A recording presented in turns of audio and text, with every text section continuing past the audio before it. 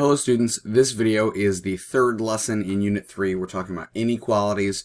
Specifically here we're talking about solving inequalities.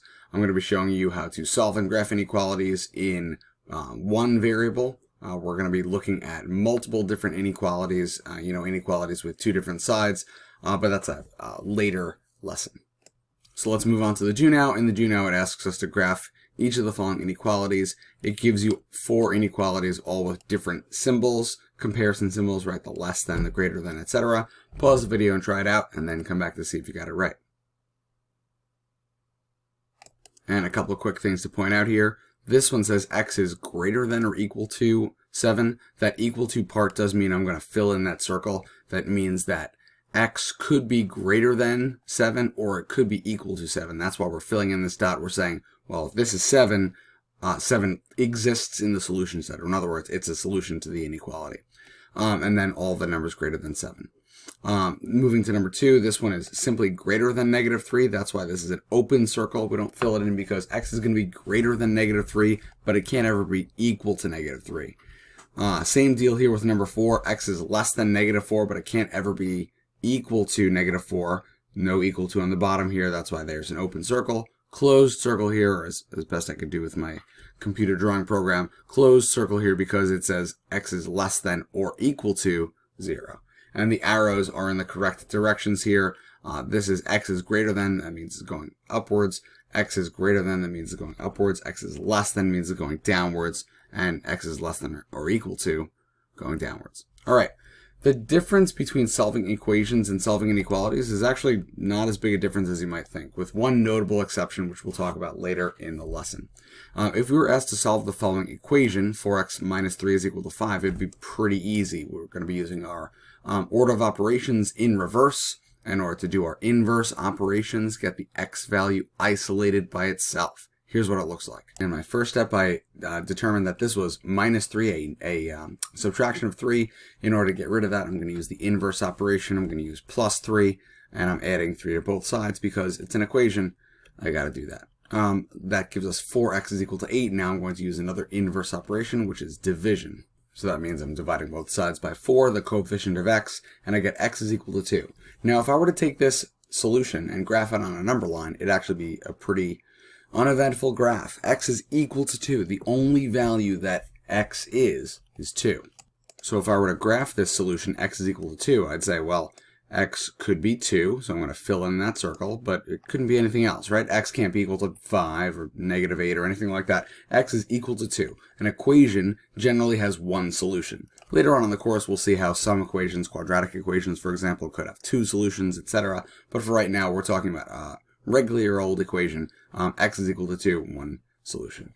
Solving the following inequality, you can see that it's going to be solved very similarly. This is still a mathematical sentence with a comparison symbol in the middle, so I'm able to add 3 to both sides. That doesn't change the balance of the sentence, the inequality. So I'm adding 3 to both sides, and I'm getting 4x is greater than or equal to 8. And then similarly, what happens on this side, I'm going to divide both sides by a positive 4, and I'm going to get x and 2. The comparison symbol in the middle, of course, is greater than or equal to. And now I'm in a situation wherein x is greater than or equal to 2, which means it could be equal to 2, as it was on the left-hand side there. But it could also be greater than 2. So I have to show that all of these values, 5, 6, 10, positive infinity, all the values up to positive infinity, could be solutions to this inequality. So there's the main difference between an equation and an inequality. An equation is going to have one solution generally, or finite solutions, and an inequality is going to have infinite solutions. It's got a solution set, in other words, a group of solutions, and they can all be represented on a number line. They could be represented in other ways too. They could be represented in an interval, but we're not focusing on that for this particular lesson. So the solution set of an inequality, we already did this part of it. I'm just going to bring this down from the previous example, and I will actually, maybe I'll just write them out. Write 5 numbers that are part of the solution set, that make the inequality true. Remember, the inequality is x is greater than or equal to 2. Let's bring that down here.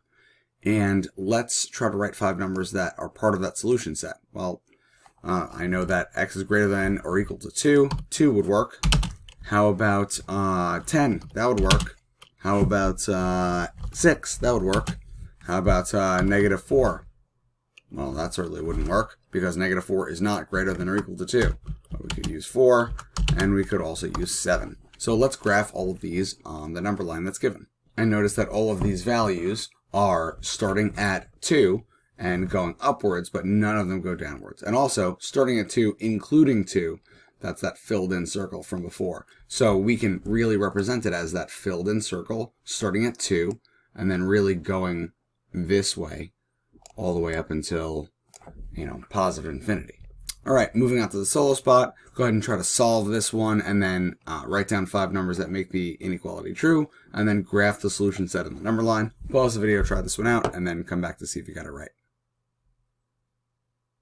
All right, you should see that the inverse operations are pretty straightforward. Remember, we're looking at multiplication and addition here. We're doing the inverse order of operations in order to solve, so we're getting rid of the plus first, and then we're going to get rid of the multiplication down here by using divide. We get x is less than or equal to 2. Writing 5 numbers that are part of the solution set look like this, and here are those numbers, and then graphed on the solution, graphed on the number line. Of course, we can turn this into the real graph of the inequality by filling it in at positive 2, and then putting an arrow this way to represent all of these values being solutions to the inequality. All of these values being less than or equal to 2. Perfect. All right, moving on up. The check for understanding is for you to do in class, so we're going to skip that.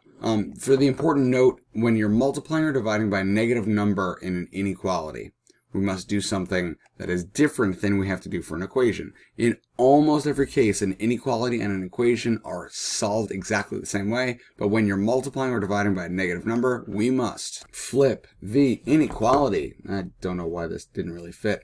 I'm assuming that you, on your papers, will be able to write inequality in a slightly more efficient way. But yes, we must flip the inequality. In other words, when we multiply or divide by a negative number, whatever inequality sign you have there, it flips to the other side. Why does it do that? Because when you're dividing by a negative number, it changes whether the value is very large or very small. Like, if you started off with a negative 1, that's a small number. But if you divide it by a negative, that becomes positive 1. Now it's a number that's greater than 1. So it changes the sign of all of the values, which means it changes the sign, quote unquote, the direction of the inequality. That's why it does it. In this model example, we're giving this linear inequality, so the first thing we're going to do is solve it by using inverse operations.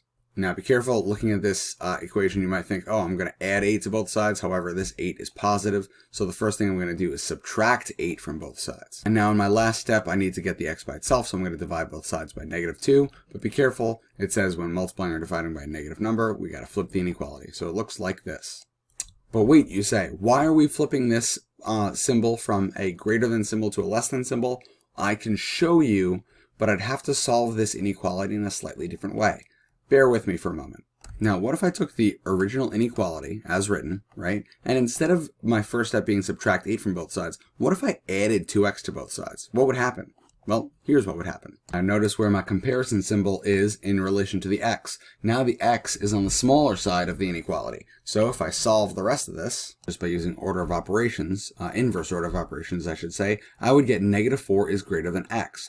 Of course, if negative 4 is bigger than x, then x is the smaller one in this case. So I can rewrite it as x is less than negative 4, which totally completely matches up with the inequality that we wrote over here.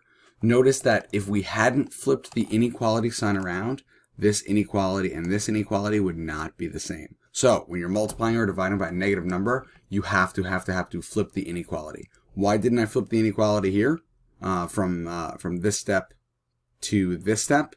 Because I'm not dividing by a negative number, I'm dividing by a positive number. So I got x is less than negative 4, x is less than negative 4, checks out. Here's the answer for letter B. Is negative 4 a solution to the inequality? Well, this says x is less than negative 4. Well, negative 4 doesn't fit in here because negative 4 is not less than negative 4. It's equal to. And since there's no equal to portion here on the bottom, we're going to say the answer is no. Graphing all the solutions on the number line looks like this. I know that negative 4 is not part of the solution set, so it's an open circle there, but everything less than negative 4 is. I'm going to put a little arrow here to represent all of these values. State 4 solutions to the inequality. Why not? You should be able to come up with these values fairly easily.